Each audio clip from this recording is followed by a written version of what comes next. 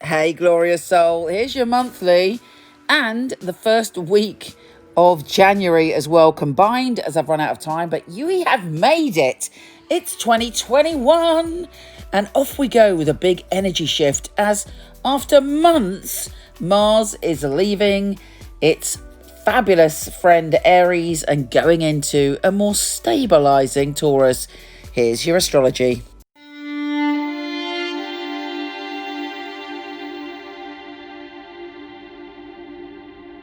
Scorpio, are you ready for a brand new year? And a January energy that kicks off with a big shift as Mars is changing signs, and it's urging you and encouraging you to seek harmony and partnerships and compromise and balance in your life. And you're hopefully able to achieve that because you're passionately entering into a time where you want it, you need it, you desire it. Venus, the planet of love, is entering your ideas and communication zone. So expect lots of conversations, loving conversations, and beautiful ideas that are going to be seeds that you're going to grow in 2021. Now, of course, the most important thing that's happening right at the beginning of this year is Mercury, the planet of communication, is joining forces with your ruler Pluto on the 4th, 5th of January.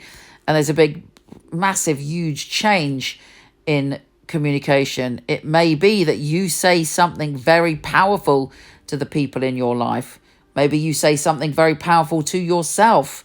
Maybe you have a revelation where you see things and think things differently. And it's pushing you forward to get to find your voice and get your ideas out there in 2021. Now, Mercury is entering your home and family zone. So there will also be communications about where you want to live, how you want your home to be, anything that's going on in your family. There's lots more conversations and communications with your family. And you're trying to work things out. As Mercury is square Mars, your old ruler, it may be that you realize that there are some power dynamics in your family that you need to either walk away from or change the way you respond to because it just kind of stresses you out. But you're feeling very confident with Venus trine Mars on the 9th as well to speak your truth and say, look, this is what I need for harmony.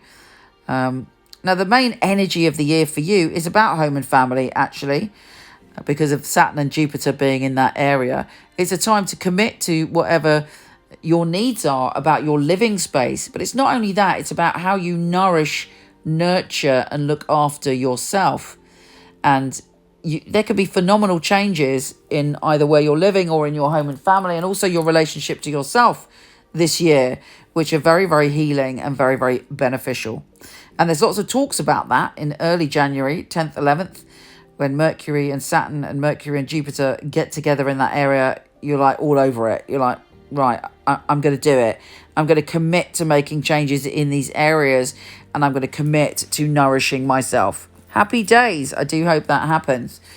Now, the new moon, which is very, very, very close to Pluto, i.e.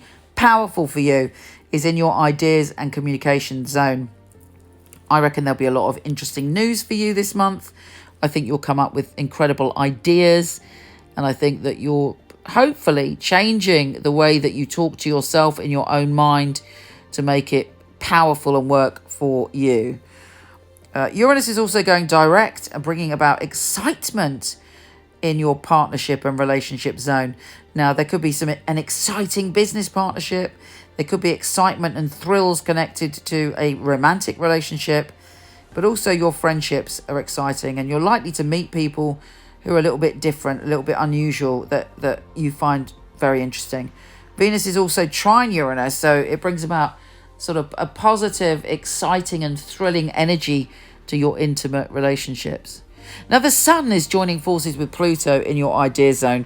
If you've got an idea, it may be we certainly look like you're going to have the courage and confidence to put it out there in the world or to develop it further, but you're feeling positive, fingers crossed, within yourself. We have the Sun shifting signs and going into your home and family zone. Again, I think positive news coming in those areas.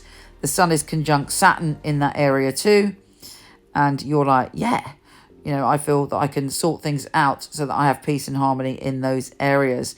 The full moon is in your career zone. You may have a sudden inspiration, psychic revelation, or sign or symbol connected to your career, or even a peak experience. Now, a fabulous day this month for you is when Venus, the planet of love, joins forces with your ruler Pluto, again in your idea zone. But that could also mean a loving conversation, a deep conversation, and just a feeling of huge love in your heart, emanating or out of you and all around you. Finally, the sun joins forces with Jupiter, a very optimistic day. Expect some positive news around home and family.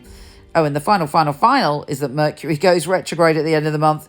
So anything big you're planning, try and do it in the first 2 weeks of January. Exciting times. Take care, gorgeous, and I'll speak to you soon. MichelleKnight.com. I was a client of Michele Knight, so I knew all of the psychics and they'd read for me. It's such a innovative and really useful organisation to have at your fingertips. There are a lot of people who they have an idea of what a psychic reading is, they have an idea of what a psychic should and shouldn't do, and a lot of it is from centuries gone by, the carnival sideshow, and Michele really has brought psychics into the modern world. Michele Knight is a wonderful organisation to work for. It's a unique family, and that is readers, the customer service operators. I know if I wanted to choose a reading, I know I wouldn't go to another company. The ethics, the standard, the professionalism that we keep really is second to none. To be honest, I've never really looked at another reader service because I don't think I need to. When I finally got a job, I pray that I will do well with all the tests that we go through.